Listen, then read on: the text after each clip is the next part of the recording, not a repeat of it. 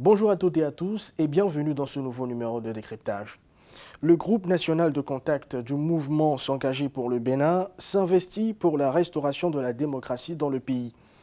À cet effet, des acteurs politiques de la société civile et de la diaspora ont commémoré le 14 décembre 2020 le trentenaire de la Constitution du 11 décembre 1990. Dans ce nouveau numéro de décryptage, nous recevons pour vous le vice-président du comité préparatoire des Assises nationales, M. Rogatien Biaou. Avec lui, nous parlerons de l'actualité sociopolitique du Bénin. Quel est votre regard sur la diplomatie béninoise? La diplomatie béninoise est secouée par une série de décisions malheureuses, notamment la décision du gouvernement le 20 février 2020 de fermer 24 ambassades et consulats à travers le monde, notamment les postes diplomatiques de coopération multilatérale, New York, Genève, Bruxelles, Rome, Addis Abeba et j'en passe. Donc, nous sommes dans un processus d'isolement du Bénin, ce qui contrarie la possibilité d'un rayonnement sur le plan international, d'une participation active aux négociations internationales, afin que le Bénin puisse, comme le dit le pouvoir en place, le Bénin puisse se révéler au monde.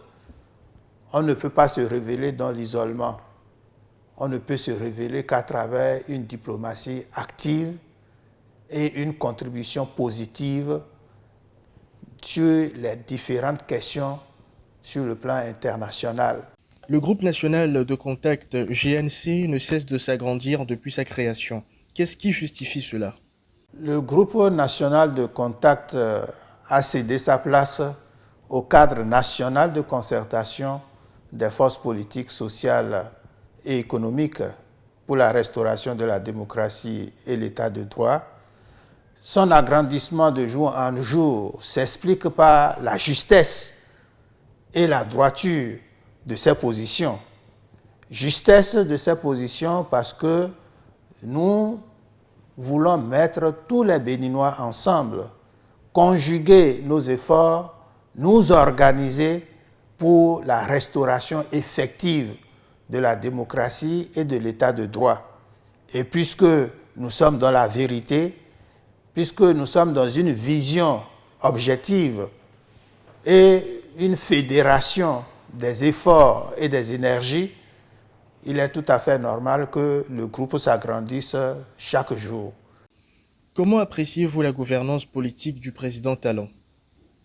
Mon appréciation n'est pas différente de l'appréciation du commun des mortels.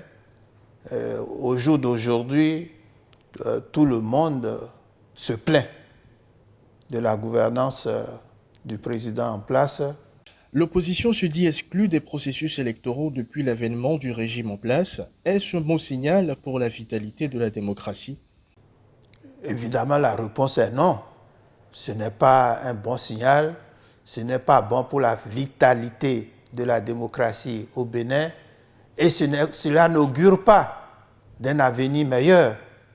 Donc c'est pour cela que tous les fils et toutes les filles du pays doivent se réunir autour d'une table pour redéfinir les bases de notre démocratie afin que notre démocratie chèrement acquise puisse être défendue et restaurée.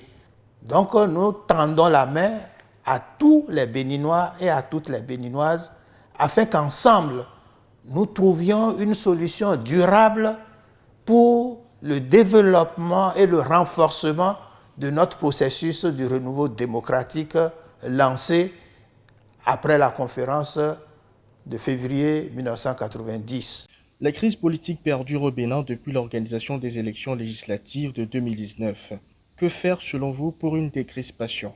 Le 28 février 2021, le cadre national de concertation des forces politiques, sociales et économiques pour la restauration de la démocratie et de l'état de droit a fait une proposition, à savoir l'organisation des assises nationales pour que nous nous asseyons tous autour d'une table et qu'on négocie, qu'on échange et trouver des solutions pour sortir de l'impasse où nous nous trouvons.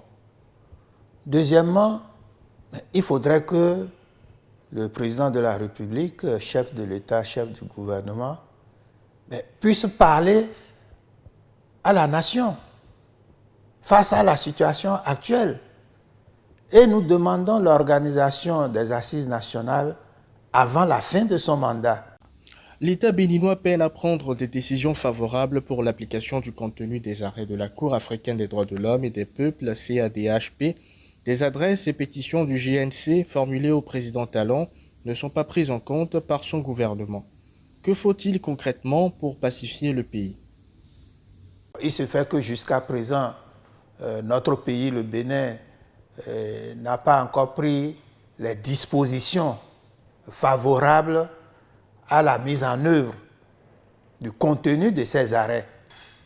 Et c'est ce qui constitue l'inquiétude de tout le monde, parce que nul n'est censé ignorer la loi et nul n'est au-dessus de la loi. Donc cette loi qui nous est commune, nous devons pouvoir prendre les dispositions en tant que dirigeants ou gouvernants pour les mettre en œuvre. Et c'est ce qu'attend le peuple béninois.